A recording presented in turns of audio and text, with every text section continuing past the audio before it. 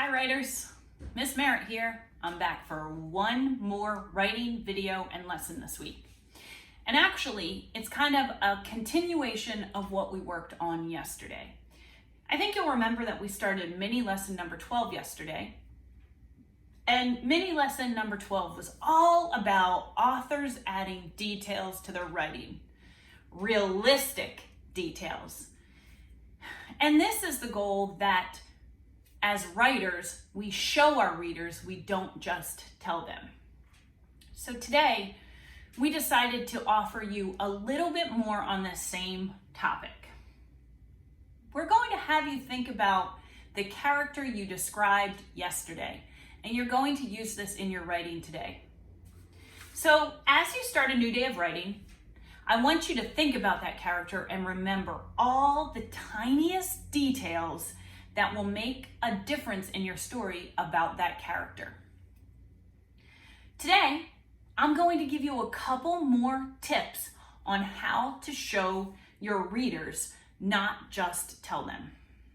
So, first, writers, you need to show, not tell, how a character is feeling. Again, in this book, Yard Sale, there was some sadness throughout. The author really did a good job of portraying that.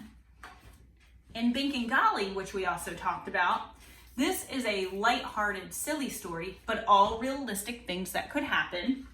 But the author also does a great job sharing how the characters are feeling. For instance, let me read a page or two. "I wonder if Golly's home yet," said Bink. This is Bink. Golly's her best friend, but sometimes they don't get along. This sign, this message through drawing, through an illustration, really lets the readers know what is about to happen, and it gives a great description. Listen. "To whom it may concern, further interruptions will not be tolerated." Said Bink. "Knock, knock, knock." "Please," said Golly, "have you not read the sign?" "I read it," said Bink. "Aren't you hungry?" "Not at all," said Golly. So this author uses both illustration and written words to really show the feeling of the characters. You could tell that those two characters were not getting along that well. So, as I mentioned, first, writers show, not tell, how a character is feeling. Okay, so I'm going to think back to my story about Fran and the dog. In my story, Fran is really scared of the dog in the beginning. I was thinking I can show my reader that. If I picture in my mind how Fran might be scared or how she might look scared, I can probably add more sentences to my story. All right, so right now I want us all to think about what someone looks like when they're scared. All right, so help me think. Think on your own. How does someone look when they're scared?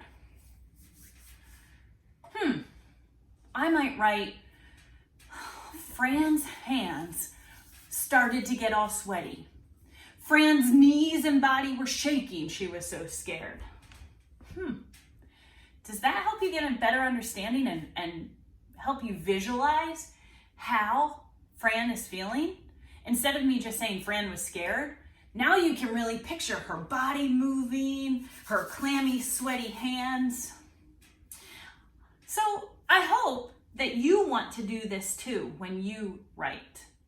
I hope you find a part of your story in which you're able to really show how someone is feeling.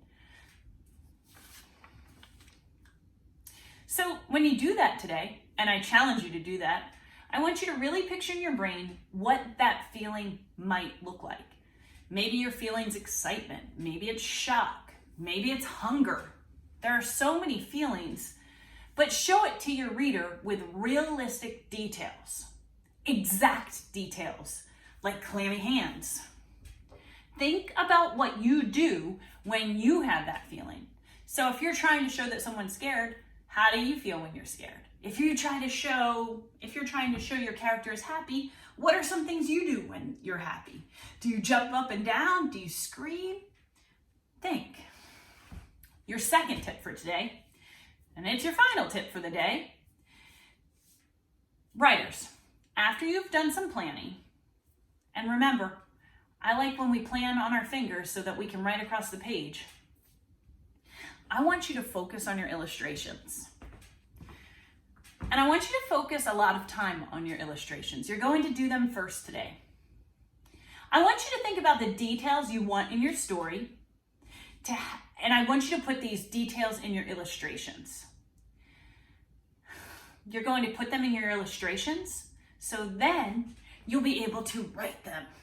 So your writing process today should look like this. First, think about your characters. Plan them on your fingers. Plan out what is going to happen. Think about the little details that will show your reader what is happening. Show your readers what is the feeling that you're trying to get across. Show your readers. Then you're going to add those details into your illustrations or your pictures, and you're going to do that across the pages. And then finally, after you've planned on your fingers and in your brain, of course, and after you've made your detailed, realistic illustrations, then finally, you'll put this writing plan into action. You'll write across the pages.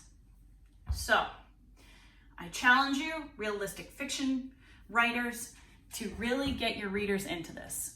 Your teachers, for one, are really excited to see how you do. Happy writing. Have a great week.